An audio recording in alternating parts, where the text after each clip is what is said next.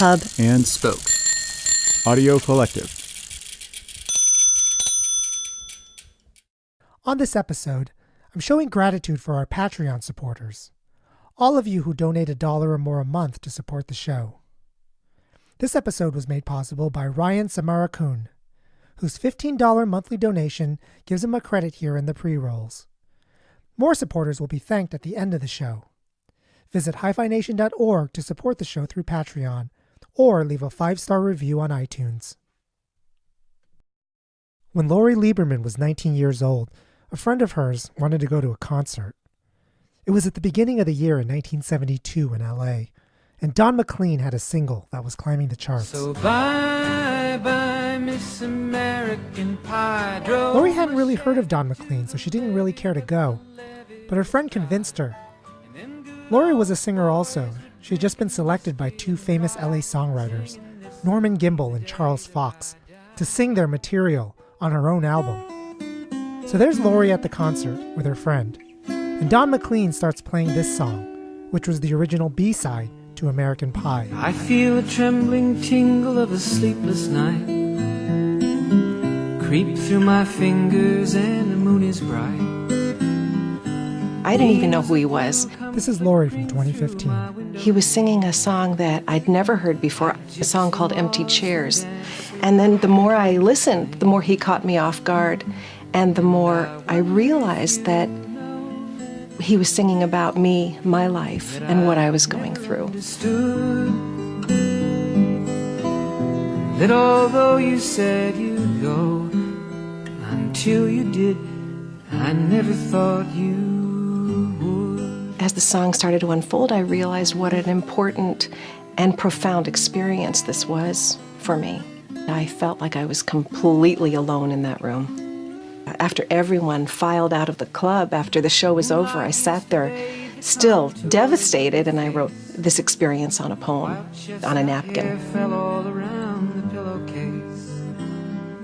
Here's music writer Ray Padgett.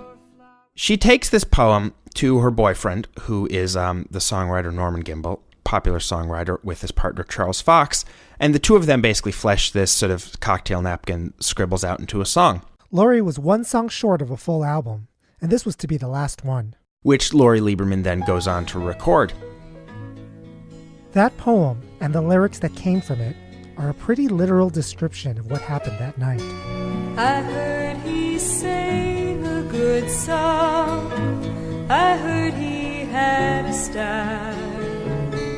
And so I came to see him, to listen for a while. The label doesn't promote it much. It's not really a hit. Till a few years later when Roberta Flack covers it. Boy, a stranger to my eyes, strumming my back with his fingers. Cut to 20 years later, and the Fugees make it a huge hit a second time.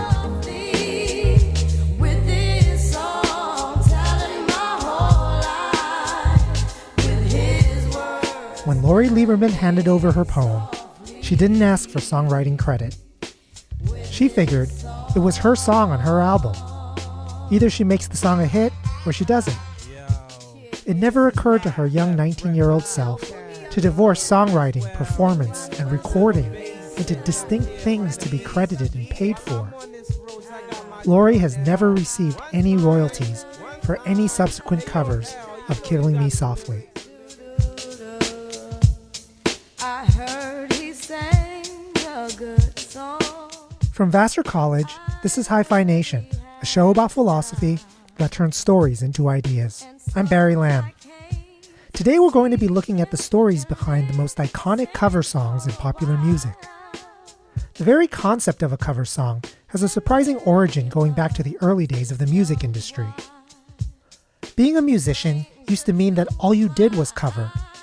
But somehow along the way, by the time Lori Lieberman was starting her career, it became hard for a musical artist to think of herself as anything other than a combination of singer, performer, and recording artist. This actually says something very important about changing conceptions of artistic and aesthetic value in music. I'm joined today by Ray Padgett, the author of a new book called Cover Me, the story behind the greatest cover songs of all time. And also Nate Sloan of the Switched on Pop podcast, one of my favorite podcasts out there, is going to sit down with me to analyze Killing Me Softly. We turn all of that into the philosophy of music. Embarrassed by the crowd, I felt he found my letters and read each one out loud. My name is Ray Padgett. I run the blog Cover Me, and I wrote the book Cover Me, the stories behind the greatest cover songs of all time. When the term cover came about, it means sort of the opposite of what we mean it today. Today, you would say a cover, or at least a good one, is somehow changing something, making it the artist's own. But the cover actually came into its own as a term in the 1940s, and the whole idea behind a cover was not to somehow make something one's own, but it was to copy something exactly. In those days, a hit song, something on the radio, for the most part, people wouldn't necessarily identify it with the performer. They would go to the record store to buy a single or the jukebox and say, I want to listen to Stormy Weather. This whole cottage industry came up where someone would have a genuine hit. Within a month, tons of other labels and artists would basically copycat that song. They would record it and release it as close to the one that's on the radio as possible. And the term cover comes about because they literally wanted their version to cover up the hit version in the record store and be sold instead. A fun thing I learned while researching the book is that the department store Woolworths literally had its own in-house record label whose sole purpose was essentially to copycat hit songs on the radio and then sell their versions to their customers to make more money.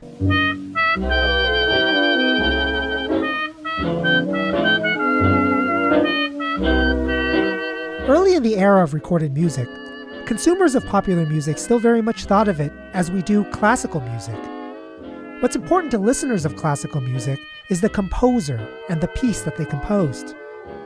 When we judge classical music, we judge Bach's Prelude in C major, or we judge Beethoven's Bagatelle in A minor. The performers of this music, or recordings of it, are secondary, almost incidental. They're just tools by which we come to listen to a particular piece that we like by a certain composer. Performers can be more or less skilled musicians, but the artistry lies with the composer and the piece itself.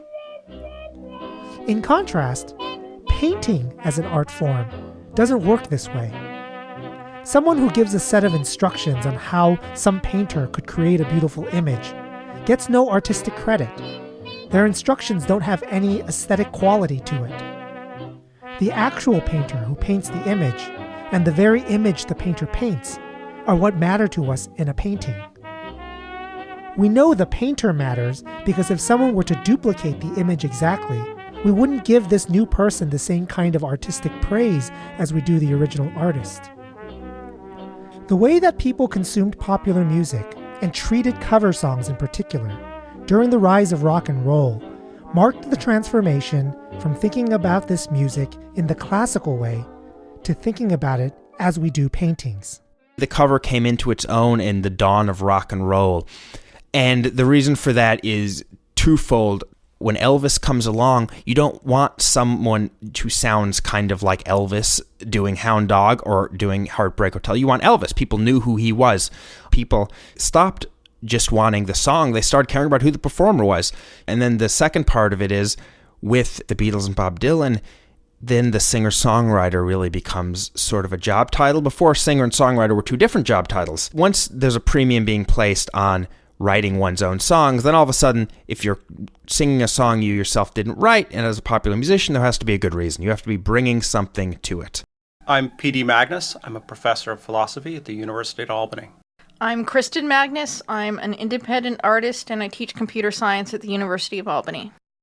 Cristyn and P.D. Magnus are a wife and husband pair who co-wrote a philosophy paper on the aesthetics of cover songs, along with their friend, the philosopher Cristyn Maguire. The paper argues that in the mature era of rock music from the 60s onward, there are different categories that cover songs fall under. The first is the act of playing a song as close as possible to an original recording. Today, this is still done, but not for the reasons it was done in the 40s. We call it a mimic cover if the cover is meant to sound like the original. So a mimic is the kind of thing we see in like Guitar Hero or something where they give you the line, and if you deviate at all from perfectly singing it exactly the way they do, if you add your own interpretation at all, you lose points. We also have cover bands and tribute bands who do mimic covers. We have a friend whose son does some sort of like rock and roll camp thing where they teach them to make perfect mimics. They don't let them take something and put it on their instrument if it's not their instrument. They're like, no, you want to play the original in almost a classically true way. And an important way, in a mimic cover, you can't evaluate it as its own thing. Because insofar as you're making an artistic evaluation of it, you're making an artistic evaluation of the original. All you can really do on its own terms is evaluate it as a work of craft. You can say, does it succeed in reproducing the sounds of the original or not? And insofar as it deviates from the original, a mimic is a failure. Here's something else about mimic covers. We don't buy them. We don't put them on our playlists. Cover bands don't record their work, and if they did, no one would care. Only the smallest minority of music fans eagerly await the tour dates for their favorite cover band. This is even though the quality of the music and musicianship of the greatest cover bands are equal to that of the greatest bands they cover. This says a lot about what we value when we value music in the rock tradition. It's never about the intrinsic quality of the compositions or musicianship or singing quality. If you take your favorite Beatles recording and placed it side by side with an impeccable mimic cover of that recording, only one has the status of art. We value music today almost completely like we value paintings, something that's foreign to the classical music tradition. In fact, you can see this in the value that we place on the physical reel-to-reel tapes that contain a particular artist's studio session. That tape isn't going to sound any different from a digital duplicate, but it's almost like a sacred artifact. And just like with great painters, in the rock era, the highest value is placed on an artist who is responsible for every part of the art. If you think about the most valued musical artists in popular music, they're people who write great songs, are great live, and record great singles and albums. Fail in any of these categories and you're judged accordingly. In this context, performing or recording a cover song knocks you out of one of the categories for aesthetic evaluation. So in order to be good, you better make up for it in one of these other categories. Strumming my pain with his fingers, singing my life with his words, killing me softly with his song, killing me softly with his song. Roberta Flack one day was flying on a flight across the country, I think from LA to New York, and she would always go through the in-flight magazines to see if her name was mentioned. I'd already had a bunch of hits. Even though it was relatively early in her career, she was already pretty famous. The brochure that describes what music you can select, and there's a song. The whole brochure said, killing me softly with his song, and had a picture of this young girl, and I said, and I put it down, and then I went, killing me softly with his song. Well, after about 3 or 4 times of checking this out, I thought, I have to listen to this. So I turned it on. And I listened to it about 5 times before the plane landed. I heard he sang a good song. I heard he had a style. And so she does, and she says, this is an amazing song, but not an amazing production. This is something I can do better. Roberta Flack performed the song once in concert as her second encore. The song brings down the house, and her producer Quincy Jones tells her not to perform the song again until they record it. 2 weeks later, she's in the recording studio. It becomes the title track of her next album. The song spends 5 weeks at number 1 in 1973 and gives Roberta Flack 2 Grammy Awards for Best Record and Best Female Pop Vocal Performance. Charles Fox and Norman Gimbel, but not Lori Lieberman, received the Grammy for Song of the Year in 1973. I felt he found my letters and read each one out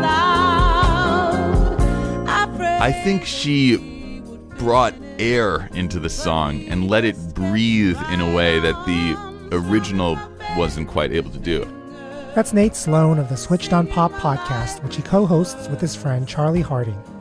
On each episode, Nate and Charlie take a pop song and analyze it as only a musicologist and songwriter can do. And I have to say, Barry, because I was not aware of the Lori Lieberman version of the songs. This is totally revelatory for me.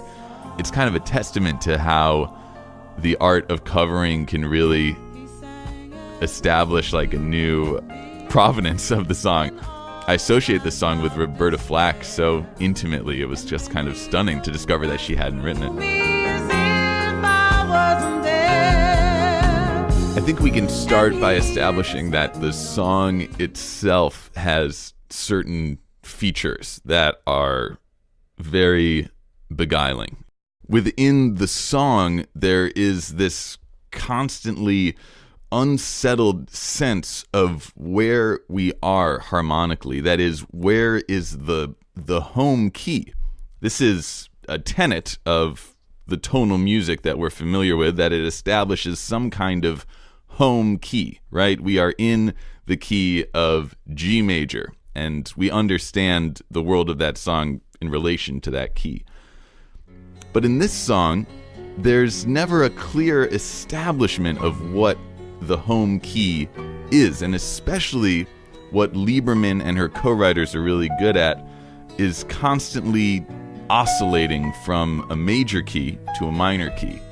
So that if we listen to the very first line of the song, it's kind of in major. I heard he sang a good song. Right after the word song, we hear the establishment of our first kind of major tonality. And we have sort of a feeling of, oh, this is home, right? Like, and we're in this major place.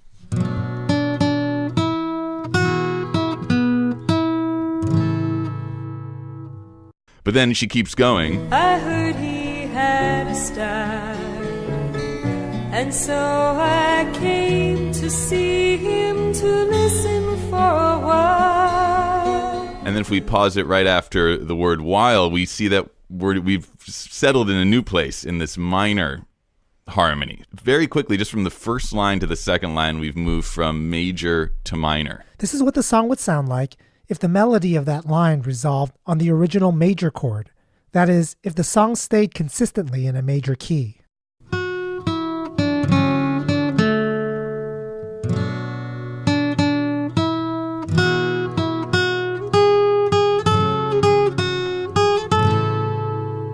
Instead, we have, So I came to see him to listen for a while.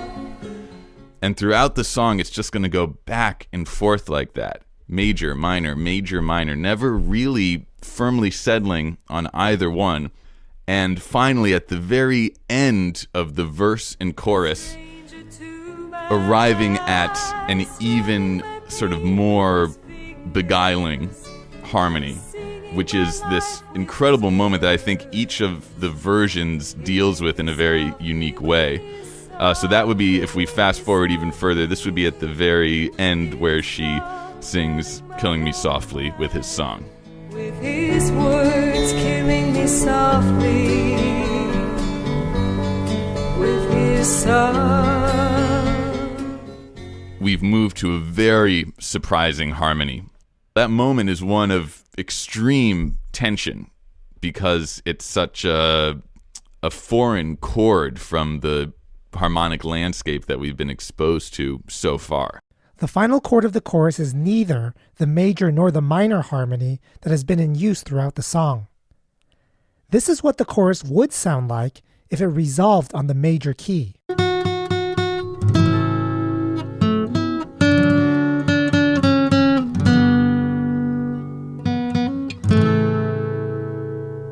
Instead,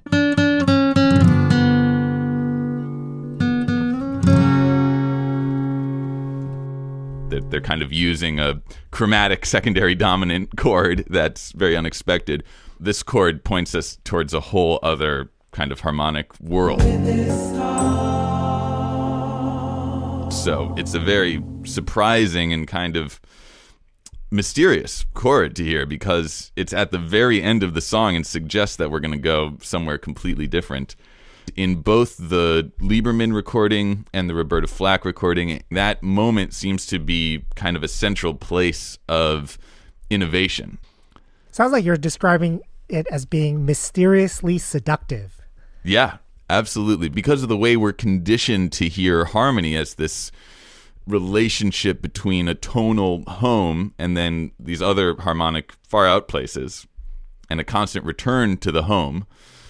A song that never firmly establishes what that tonal home is going to be very intriguing to us. Do you have any thoughts about what Roberta Flack, what she did to the song in her cover that made it the big hit? And Roberta Flack's version keeps all the lyrical intrigue and the harmonic unsettledness that we have from the original, but it also gives us a groove. It gives us something to kind of nod our heads to and snap our fingers to. And that makes the Baroque prose of the song more accessible for us. And I think that with the words mysteriously seductive, the Roberta Flack version is a slow jam, right? It's a it's mysteriously seductive, and then boom, we're in the bedroom. No, I totally agree, and that's partially to do with the textures we're hearing, because when we look at the instrumental transformation from Lieberman to Flack, we leave this world of strummed acoustic guitars and enter one of electric Fender Rhodes piano, upright bass courtesy of one of the greatest jazz bassists of all time, Ron Carter, this almost laid back, somewhere in between a bossa nova and kind of a funk drum groove. So now we're experiencing a set of instrumentation that we've been conditioned to associate with the slow jam, whether it's from Marvin Gaye or Al Green. All of a sudden the lyrics are now cast in this new slow jam light, which really brings out another side to them. Sang a good song. I heard he had a style, and so I came to see him to listen for a while. Just what is it that we're judging when we judge a work of music? The philosopher of music, Theodore Graysick, argued that the rock tradition was the first to consider the recording, a fully finished production made in a studio, as a focus of aesthetic judgment. A listener might like the studio version to the live version, the acoustic version to the electric version. The producer might like take 12 rather than take 1. In contrast, in classical music, what is primarily evaluated is a composition, something that can be written down and reproduced in sheet music. This not only differentiates classical from rock music in terms of the end product, it also marks a difference in what consumers of the music judge when they evaluate the quality of music. In the rock tradition, the finished production, the ultimate recording made and released, is considered the thing that goes into the canon. It's what gets the Grammy Award and what gets anthologized. It's also, in many cases, what you cover. It's clear that when a musician covers, they're covering a song. They're playing a version of the same song that appeared in some canonical recording. But I think also, typically, they're covering a particular canonical version. When somebody covers Without You, they might be thinking of the Mariah Carey version, and what they end up sounding like will be different if they're thinking of the Mariah Carey version as their canonical version, as opposed to the Badfinger version. Yes, it shows.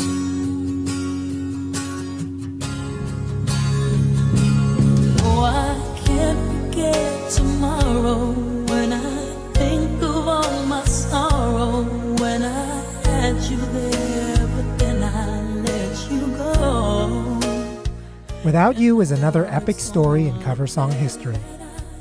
The song never hit for Badfinger, the late 60s British rock band discovered by the Beatles and signed to their record label, Apple Records.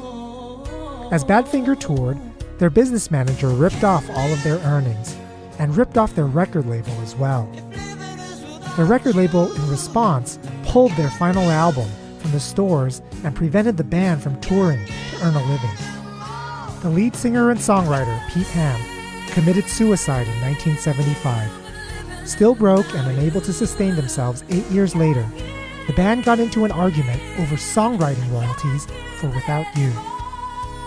Harry Nilsson recorded and released what became the canonical version of Without You, and hit big. Eventually, it was covered by Heart and hundreds of other pop stars, including Mariah Carey. It became the only possible source of income for the remaining members of the band.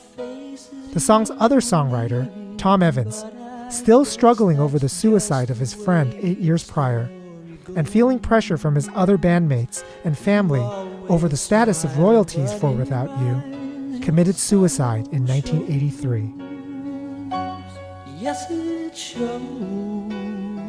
In 2002, Kelly Clarkson won the first season of American Idol by singing Without You, and the song has been a staple on every reality singing competition show around the world.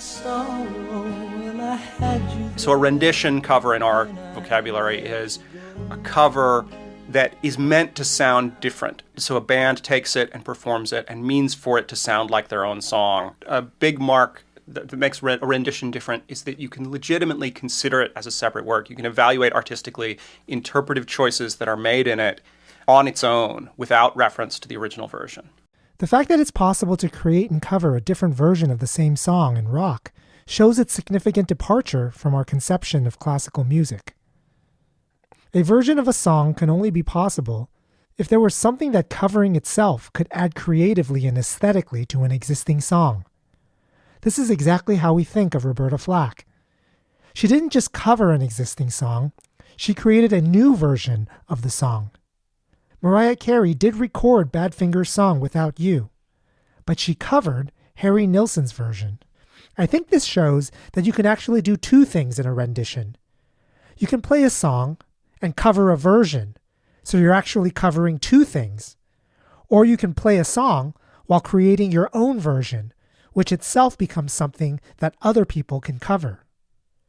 None of this would make sense on the classical model of music, but makes perfect sense in the rock tradition. The number of ways you can play a song in the rock tradition is ontologically complex. It's how you can have a song by Bob Dylan, there must be some way out of here, covered by Jimi Hendrix,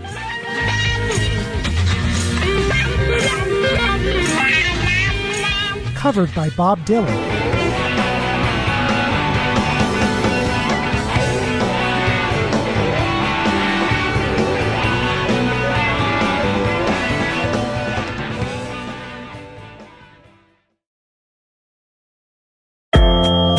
Hey everyone, a quick message.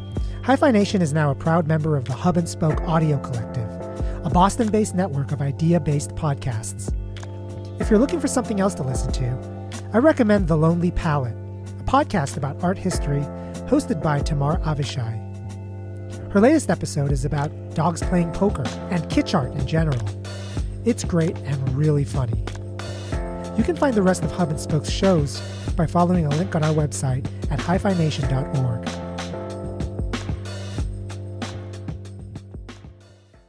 Where was Aretha Franklin in her career right before Respect? Nowhere. She'd released a number of albums, a half dozen or so albums on the Columbia label. They were trying to pigeon her as some sort of like a jazz singer. So she wasn't making full use of her pipes. She wasn't making really any use of her gospel background. She was a hell of a piano player, and she wasn't doing much with that. She then switches over to Atlantic Records. All of a sudden, Atlantic Records says, the hell with this jazz stuff. You're a soul singer, you're a rhythm and blues singer. We want you belting, we want you loud, we want you on the piano. We want you really, singing these sort of more sensual and robust and powerful songs. One of the very first of which was her version of Otis Redding's Respect. What you want, woman, you got it. And what you need, baby, you got it. All I'm asking for a little respect when I come home. Hey, and she and her sisters basically said, this is a good song, but we want to change it a little bit. They basically do like an all-night session rewriting lyrics, and they add the R-E-S-P-E-C-T part, perhaps most notably. Aretha had a funny quote where someone asked her about that once, and she just said, well, I thought it needed to be spelled out. And then they add these various other parts, which, had the function not only of giving Aretha her breakthrough massive hit, but also changed the song's meaning without... All the lyrics she added were these little things, R-E-S-P-E-C-T, sock to me. She's not changing the core lines of the song, but in her delivery and in these little tweaks she's making, it sort of ceases becoming just a man-woman relationship song and becomes an anthem on two different fronts, no less. It becomes a feminist anthem for the women's movement at the time, and then it becomes a civil rights anthem. It takes the right song at the right time and with the right sort of production and delivery to finally, make her the Aretha Franklin we think of now. But all I want you to do is just give it respect when I come home. R-E-S-P-E-C-T, find out what it means to me. Aretha Franklin's cover of Otis Redding's Respect is not just a rendition, according to Cristyn Magnus. In a rendition, the story of the song, the message, the meaning doesn't change. Sometimes the lyrics will change in a rendition. Frank Sinatra changes the pronouns from male to female in his cover of Killing Me Softly. Willie Nelson changes the name of the city from New York to Austin in his version of Paul Simon's Graceland. But in the case of Respect, the claim is that we have a new category of covers. It's a transformative cover. She makes it into something that's powerful and different. When he sings the song, the implication of the song is, I'm a man, I've been at work all day, where's my food, woman? And when she sings the song, it's got a totally different valence. It's been no, seriously, I've been maintaining the house all day, and you're coming home from work, and you better respect me, because I've been doing work all day, too. The gender politics is very different. It's importantly a different song. It means something different. It's taking the sort of the basic materials of the song and building something with an importantly different message. And although you can argue about exactly what the boundaries of the identity of a song are, I think once it's got an importantly different message, it's not the same song anymore. According to Cristyn Magnus, a transformative cover becomes an entirely new song, derived from the old, but a new song nonetheless. The distinction they're making is a philosophical one and not a legal one. Ray Padgett told me that technically in the law, anyone can cover. You just owe 9 cents on every dollar you earn from the cover to the credited songwriter. You also don't need permission to cover. You just acquire something called a mechanical license, and then you pay your royalties. But derivative songs, which according to the law uses the original song to create a new work, those require permission. A songwriter can deny you permission, and there's also no set rate on royalties. It's whatever can be argued in court. There are many lawsuits alleging plagiarism, making a claim that someone did an unpermitted derivative song. In the legal sense, Aretha Franklin's Respect is a cover because they claimed it was and took enough of the lyrics to count as one. But the Magnuses argue that philosophically it is a new song, not just the new version of an old song. Their criteria is that the change to the lyrics has changed the meaning of the song. Why do you think it's a significant difference in lyrical content rather than musical content that makes for a transformative cover? The easiest way to change the semantic content of a song is to change the words, because we ordinarily think of words as having straightforward semantic content. It's harder to figure out how pitch and tempo and instrumentation have semantic content. Here I have to register my disagreement. The idea that musical properties don't have semantic properties is just plain wrong. It may be impossible to accurately paraphrase the semantic properties of music precisely. There might be no single thought or idea that resolving on a major chord expresses, that resolving on a minor chord doesn't, for instance. But this is true of a lot of lyrical content as well. Metaphors tend to be difficult to paraphrase accurately, but they have clear semantic properties. They mean something. When I listen to Killing Me Softly by Lori Lieberman, what the song is about is clear. It's about a night she went to hear a singer who started singing a song that coincided with her life, thoughts, and her feelings. When I listen to Roberta Flack's version, I don't hear those events at all. Still less do I hear those events in the Fugees version. Strumming my pain with his fingers, singing my life with his words.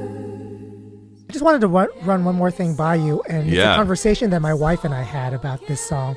I told her the story, the Lori Lieberman story. Yeah. And one of the things it did for her is she always knew the song as the Roberta Flack song that the Fugees covered. And the lyrics in that context had always meant something highly metaphorical to her. I heard he had a good song, strumming my pain with his fingers. You know. But then she heard, wait, no, actually, this is a literal song. Right. And it never, you never get that reading of those lyrics with Roberta Flack and the Fugees. It's really hard to read a literal, there is literally a man with a guitar in front of me. So lyrically, the content went from literal to metaphorical and then stayed there. Right. No, that's such a great point, Barry. I definitely have the same experience because I never pictured an actual guitar when I heard that line, strumming my pain with his fingers. But of course, once you know the origin of the song, you realize, oh, this I can understand now where all these mysteriously evocative lyrics came from now. But by deracinating them through the reinterpretations of first Flack and then the Fugees, and getting rid of that strumming sound and recasting it in first a 70s soul slow jam vein and then a mid-90s hip-hop vein, we in turn get further and further from the original meaning of the lyrics and are able to, I guess, put more of our own interpretation into them, which probably makes the song more effective rather than the opposite. I felt all flushed with fever, embarrassed by the crowd. They were a very hotly buzzed hip-hop group in the 90s, but their debut album didn't really break out. It wasn't the hit that the record label had hoped for. So they're working on the second album, and they've got a huge amount of pressure to have some sort of hit that's going to, get out beyond just the really hardcore hip-hop heads of the world. One thing in their arsenal that they hadn't used in the first album is that Lauryn Hill, in addition to being a capable rapper, was a fantastic singer. I interviewed Praz, and he was telling me that him and Lauryn Hill were driving to the studio, and Roberta Flack's version of Killing Me Softly comes on, and of course they knew the song. In that moment, they were thinking, well, Lauryn would kill this song. Second and final aha moment occurred a little while later at a concert the Fugees were giving. They, at the time, had sort of like a theme song that would play when they got on stage. Praz's was Bonita Applebum by the iconic hip-hop group A Tribe Called Quest. So Wyclef Jean's already on stage, and he's, introducing Praz. So he says, please welcome Praz. Bonita Applebum starts playing. For this particular concert, though, for whatever reason, Praz wasn't at the stage yet. He was still backstage. He was a ways away. So he hears, oh shoot, my name's getting called. I'm nowhere near. So he starts sprinting. And while he's sprinting, his theme song, which normally he would only hear, 10 seconds of, is playing over and over and over again for 3 minutes. And he starts singing the melody to Killing Me Softly over it. And all of a sudden, by the time he gets to the stage, he's like, that's what we do. We basically record Lauryn singing Killing Me Softly relatively straight. Her vocals sound like Roberta Flack's, but over this other hip-hop beat. And he hit a funny line. He told me it was something like, by the time I got to the stage, Lauryn and Clef were pissed off at me because I was super late. But I said, no, guys, it's okay. Like, I have our big hit. The Fugees clearly covered Roberta Flack's version of the song, right down to Lauryn Hill's reverbed harmonies. 3 years after the Fugees made the song a hit again, in 1999, Roberta Flack's version of Killing Me Softly was inducted into the Grammy Hall of Fame. Things didn't turn out that well for the Fugees. The song was a massive hit, huge hit, exactly what they and their record label wanted. The catch was, if you're listening to it, it sounds like a Lauryn Hill song. I mean, the rest of their vocal involvement is basically Wyclef yelling one time, two time occasionally. All of a sudden, it's a huge hit, and everyone's just like, well, this is kind of just a Lauryn Hill song, so maybe she should go solo, which then she shortly after did. The Fugees broke up. She went on to have tons of success on her own, but, it was their biggest hit, but it was also the hit that ended the group. I'm really surprised by the amount of tragedy that comes with covers. Sometimes there's tragedies about the original performers, there's tragedies about who actually wrote the song, and then there's tragedies about the artists who cover them, and so on. There's something about it there's just so much involved. There is a lot of emotion, and I think one of the reasons is purely sort of numerical. If you're a singer-songwriter and you write your own song and record your own song and release your own song, you probably care a lot about it, but there's only one stakeholder there. Whereas the cover, by definition, there's at least two.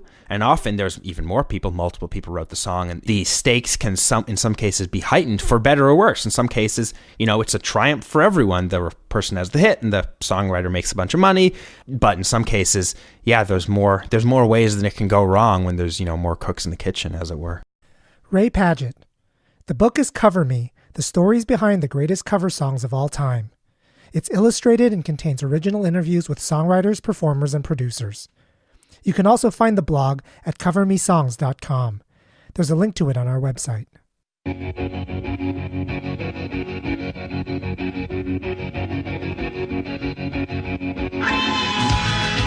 amount of turmoil that arises from cover songs is directly related to the complexity of the metaphysics of music in the rock tradition. A songwriter can feel slighted by a bad cover. A rendition cover can supersede an original version, making the original artist feel inadequate. A performer can mimic a version of a previous rendition and hit it big without anyone ever paying attention to the previous rendition. There is one last category of cover songs that Cristyn and Cristyn Magnus found, an obscure category with only a few examples. This is a category where you're directly insulting a previous artist by covering their song. A referential cover, they change the song so as to be about the original version.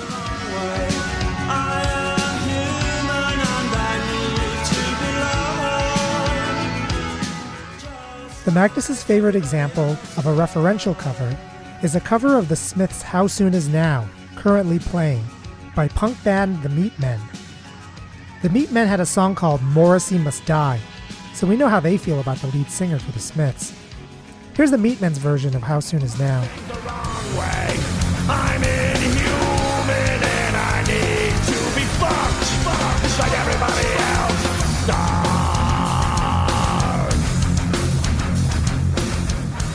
When the Meatmen perform or sing How Soon Is Now, they're singing a song that's about How Soon Is Now that's sung by Morrissey. When Morrissey sings How Soon Is Now, he's singing about being oppressively shy and how he deals with that. So the narrator of the song is that person. When Tesco V of the Meatmen sings How Soon Is Now, he's singing about Morrissey as someone who needs to die. That's just semantically, that self-reference makes it a different song. There are a couple more examples of referential covers in the paper. The Sex Pistols covered Frank Sinatra's My Way to talk about what a jerk Frank Sinatra was. The Screamers covered Sonny and Cher's The Beat Goes On to talk about schmaltzy 60s pop artists who sing silly songs sitting on chairs. Most of these songs are direct attempts to insult an individual's music by covering that music in a certain way, changing the meaning of that song to be about the original artist. But I also found other phenomena that appear to be referential covers in reverse. Some artists make fun of themselves by covering iconic songs that are the opposite of themselves. The whitest white artists sometimes cover hip-hop songs in a way to point out just how white their music sounds. So the cover song is in a way about their own whiteness. The thing about evaluating a referential cover is that you can't evaluate it just on its own. You can't just come across it, listen to it, and think, oh, what's this song about? Because if you understand what the song is about, it's about the original version. So unlike a rendition or a transformative cover where you can either evaluate it in relation to the original or evaluate it on its own merits, even understanding it on its own merits means looking back at the original, because part of what the song is about is the original canonical version. So understanding why Tesco V is singing the lyrics he's singing requires that you know about Morrissey and you know that the Meatmen dislike Morrissey. And if you don't get that, you've missed it. You just don't understand the song. The upshot of Magnus, and Maguire's study of cover songs is that some covers we can judge on the merits of their own intrinsic features, and others we can't. What makes some covers great can be found internal to the recorded track we're listening to. Other covers we have to judge by their relational features. How does it sound and what does it say in relation to something else that's out there in the world? It's a long-standing distinction between the variety of ways that humans seem to make aesthetic judgments of art.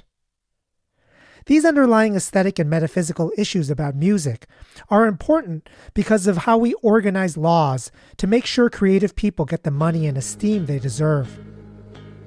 When the law comes apart from what is true about who deserves credit for what, you end up with tragically forgotten figures who are a big part of our musical history.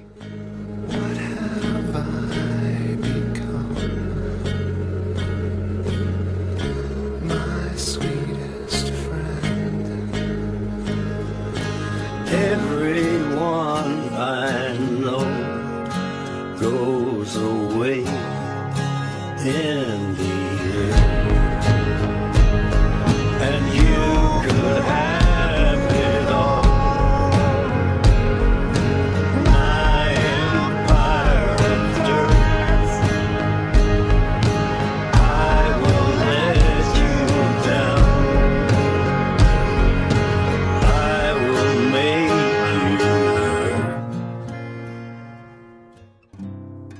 This episode has been made possible by everyone who donates $1 or more a month to support the show through Patreon.